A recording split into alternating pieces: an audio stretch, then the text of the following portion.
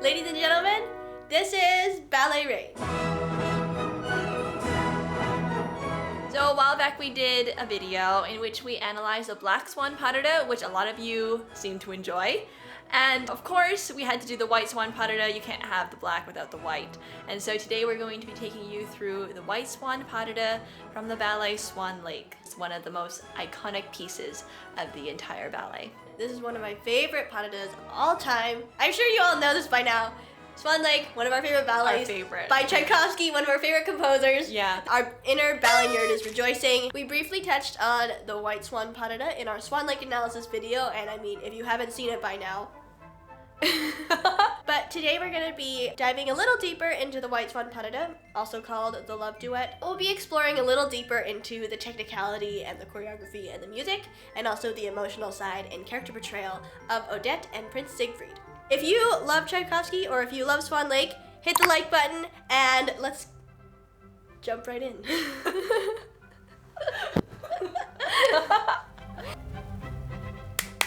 Surprisingly, it is not the Royal Ballet. What? Whoa! No, this is not the Royal Ballet today. Today we're going to be looking at one of my personal favorite Odettes. I can't say I have a favorite. I have too many favorites, so I can't really choose one. But this is definitely one of the top Odettes in my opinion. Svetlana Zakarova with Roberto Bolle as Prince Siegfried. They're performing at La Scala in their production of Swan Lake, so this is a real treat. Svetlana is known for her amazing leg extensions, dancers like to call them, which is referring to anything with the leg being, you know, way up here by your head. And obviously her absolutely stunning quality, and I think it's perfect for the White Swan. She has a very smooth, like almost silky texture to her dancing, and it's absolutely gorgeous, especially for this role of Odette. So let's go ahead and press play and we'll walk you through it, talk you through it, what we see being dancers ourselves and absolute ballet maniacs. So here we go.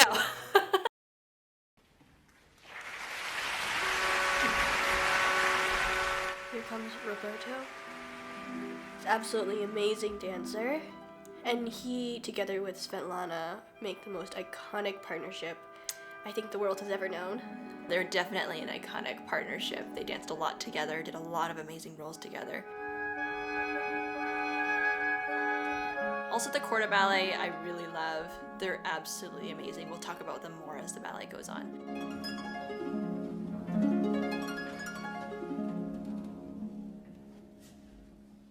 He doesn't know where she went, but here she comes. Wow. Oh, she has such a delicate nature to her. Mm-hmm.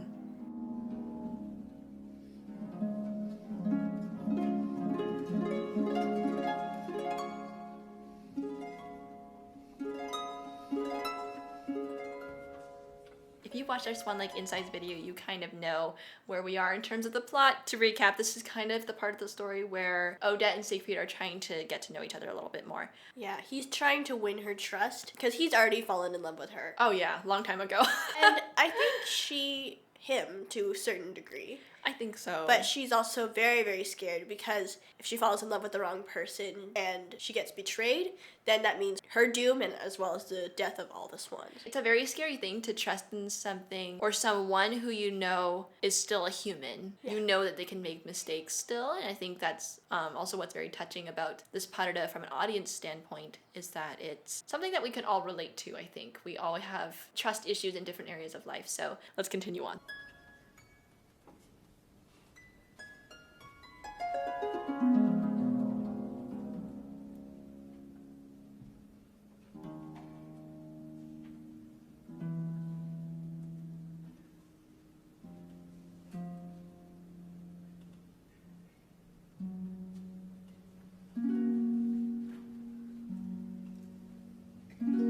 And he is a very good partner. As you see, he keeps her right up on her leg. Mm-hmm. And oh my gosh, that was transitions. amazing. Go again. That was so great.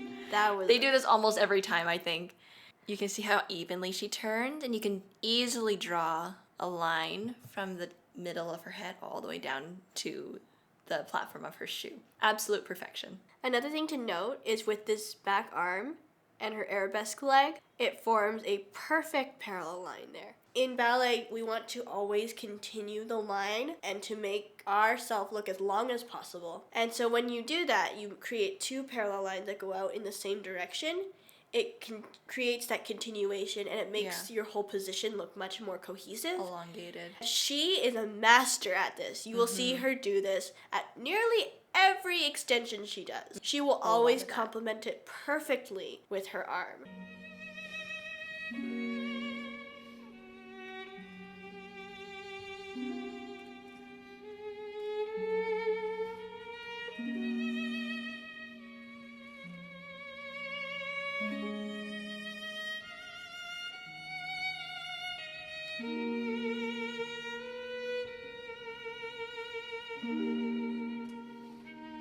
And I love how gentle Siegfried looks too. Yes. He is just as fluid and just as controlled as she is. He really compliments her well. He's very, very tender about this parada. Yeah, I feel like he's a very passionate Siegfried. Yeah. He really is. I think he plays also a very mature Siegfried. Yeah. I think he does. Like he's very serious about it. Yeah. Like he's not just about emotions and feeling. Like I feel like he actually understands. He portrayed it in a way like he understands the curse, and he's like commiserating it. Not commiserating, but he's like compassionate, empathizing with her about it, and also providing the way out. Yeah, he understands the cost and like what it might entail, so he knows this is a very serious matter. That too, like he knows that it's not just, oh, we'll just get married and live happily ever after. He knows that there is danger involved. I think he's aware of that, and he knows that if he should even make the smallest mistake, it could be death to her and then death of like 60.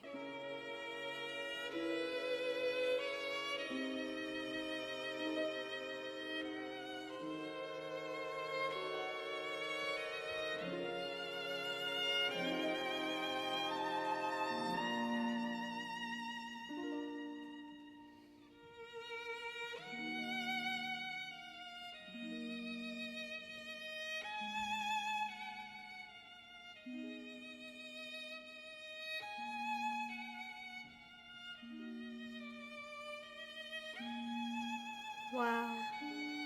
Go back. I just love this moment. I could talk about this forever. Here it's like he's asking her to explain more. And then here's where she's looks him in the eyes and she tells him something. Oh. It's like so sweet. Wow. And it's just her being able to open up to somebody at last, and someone who, again, like, trustful. I mean, someone she can trust and really rely on to emphasize and to not judge, but to, like, absolutely understand. Yeah. And still treat her with that reverence, because she is a princess. She is a queen. Mm-hmm.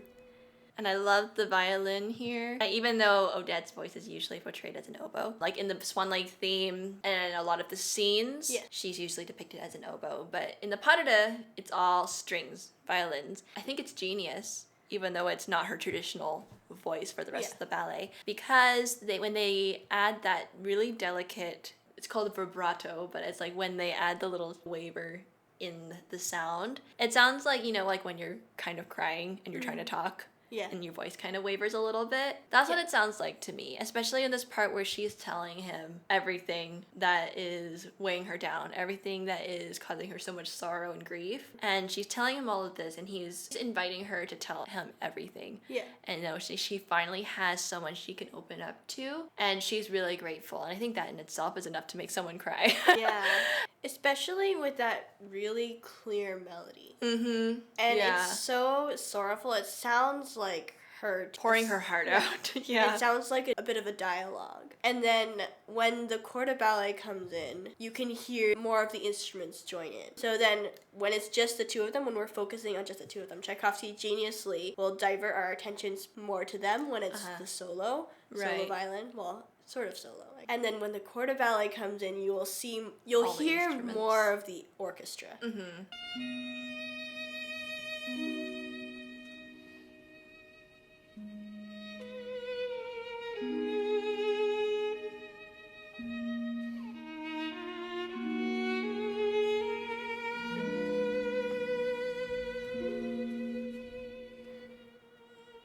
And this right here, how she keeps the perfect angle with her back and her leg.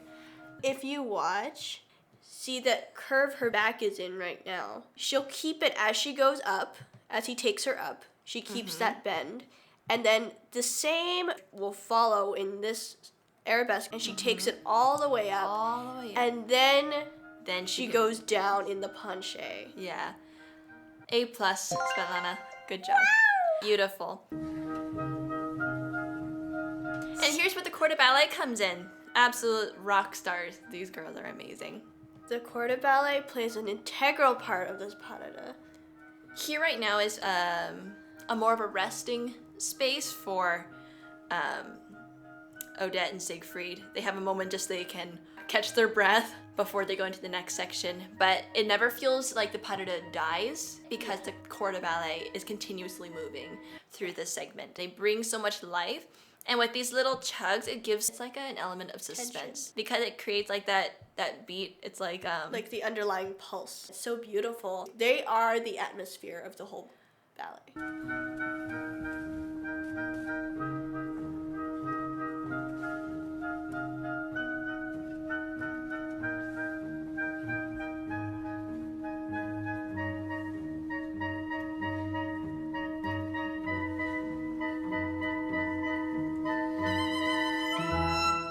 I always think of this part like how she's trying to fly away. She's too scared. She wants to be free, obviously. Who wouldn't want to be, right? But I think it's just that she's on the fence still.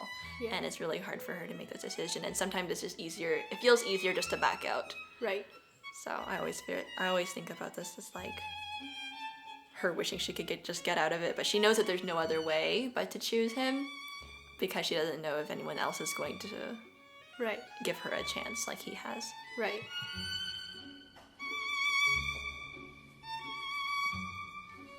And beautiful parallel There's lines. that parallel line. And even her hand, the way her hand is placed. It matches the arch of her foot. Exact. It's perfect. Like, it's perfection.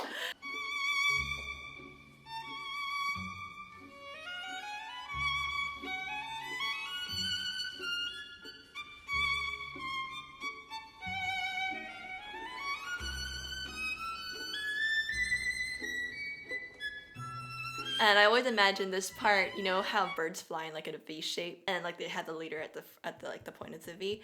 This is like that. So you have the corps de ballet makes a nice V shape, and this is them completely supporting her in her decision if she should choose to get out of this situation, leave this relationship with Siegfried. And she is going to her rightful place at the point of the triangle, but Siegfried is convincing her that she should maybe think again. You can see right here, as they're moving into the formation, he's looking around. He notices what they're doing. He knows where they're going, and he knows what their intent is, that she could leave. And so he walks to the center, and he says, please don't reconsider, please. Mm-hmm. She reaches for it, but then she turns around. That's really brilliant in terms of choreography. Uh-huh. Really brilliant.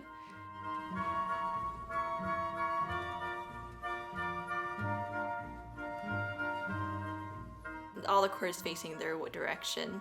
Yes. So they're going to support her in whatever she chooses, but they want to make sure that she knows that she has the option out. Can we also take a moment to appreciate the effortless way he lifts her with so much control? My goodness. He doesn't sacrifice the gentle quality for the White Swan pas de deux, even though it's a lift, and a very, very difficult one at that.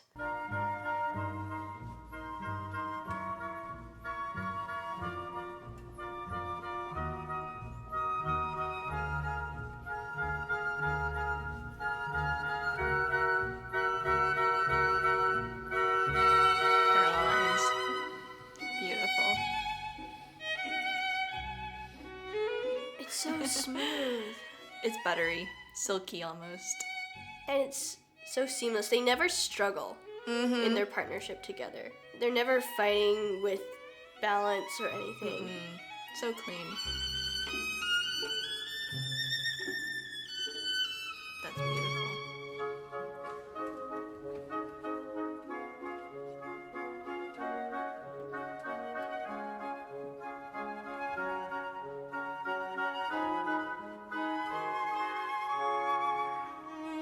this is the most beautiful part of the pas de deux.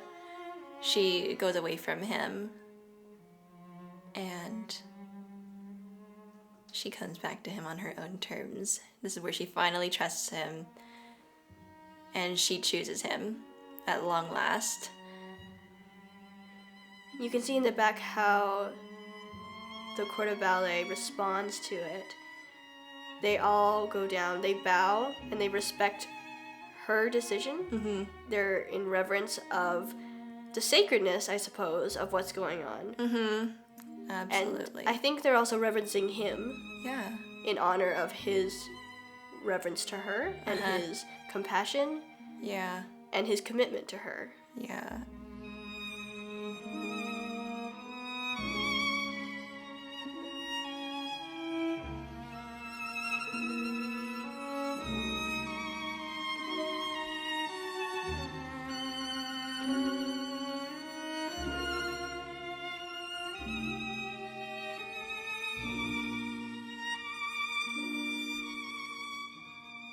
This is like the moment where she wants to stay with him, but she could feel herself becoming a swan again.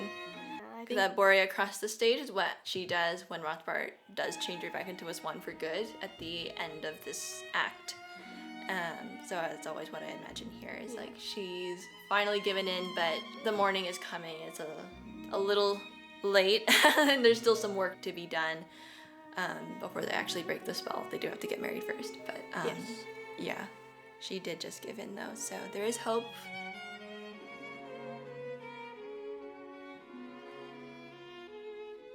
It's her in the middle and she invites him to the front of the V, the point of the V with her. And this is like signals that all the other swans are willing to follow her and follow Siegfried to the death. They've given all of their trust into Siegfried and Odette's hands, and they're willing to make them their king and queen, because that's where their redemption lies.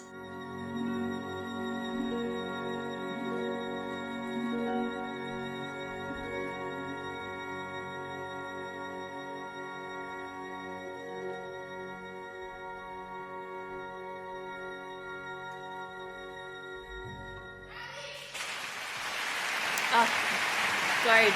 Oh, so gorgeous. good. That was the pinnacle of ballet, in my opinion. I don't know if you can get much better than that.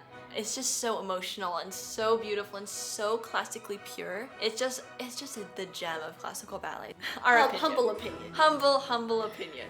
We hope that we could satisfy your ballet nerd needs for this week. And if we have done that, hit the like button. And if you haven't subscribed already, please consider doing so we can continue to provide quality, top-notch ballet nerd content. Make sure you leave a comment telling us about your favorite part of the White Swan pas de deux. We absolutely love hearing from you guys. We read every single one and we do our best to get back to you. If you like this video, make sure to share it with someone, maybe with a friend, or maybe with someone who is new to ballet and might want to learn about it a little more. I think that's all from us for now, and this is Ballet Rain signing off. Until the next video. Bye!